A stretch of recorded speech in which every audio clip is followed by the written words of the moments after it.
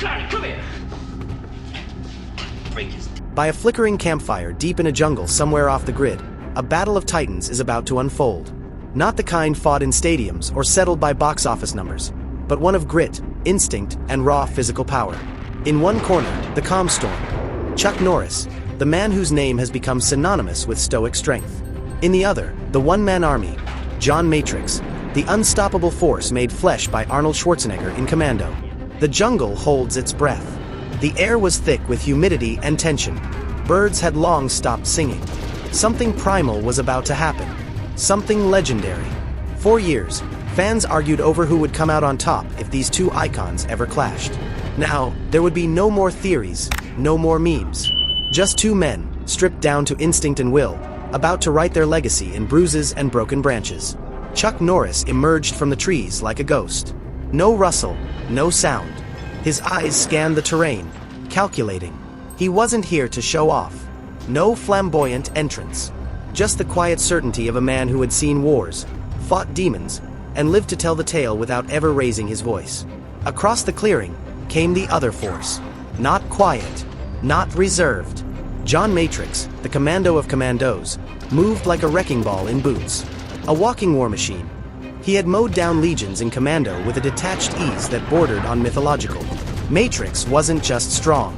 He was merciless, disciplined, and driven by a singular purpose: to win. Two philosophies clashed in their very step. Norris, the martial arts purist. Precision, patience, pressure points. Matrix, the military tactician. Explosives, brute force, bullet storms. Matrix was the embodiment of firepower. In Commando, we saw him survive explosions, rip through walls, and carry logs like matchsticks.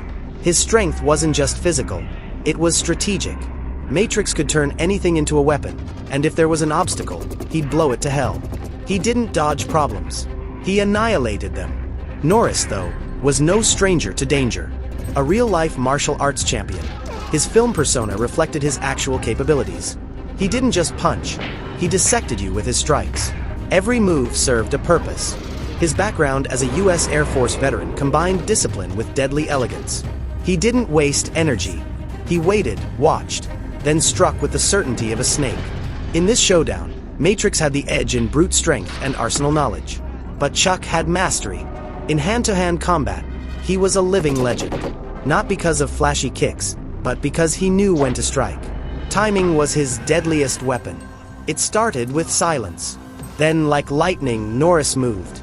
A blur of tan fists and focused eyes. Matrix blocked the first strike. Barely. He grinned, cocky, and threw a punch like a piledriver. Norris dodged, stepped in, and elbowed Matrix's ribs. You could hear the air leave Matrix's lungs like a tire losing pressure. Matrix responded in kind, lifting Norris and slamming him into the dirt. But Norris rolled, unshaken. He'd taken harder hits in training. He rose and swept Matrix's legs out. The jungle floor caught the soldiers back with a thud. There was no banter, no ego, just pure war. Matrix pulled out a combat knife, his go-to close-range tool, but Norris was already in motion. A roundhouse kick connected with the blade, sending it flying. The two locked hands, struggling in a test of raw power versus technique. Slowly, inexorably, Norris began to bend Matrix's arm at an unnatural angle. Matrix, gritting his teeth, headbutted Norris with a crunch. Blood. Norris wiped it, nodded, almost appreciative. This was no joke. Matrix's main flaw?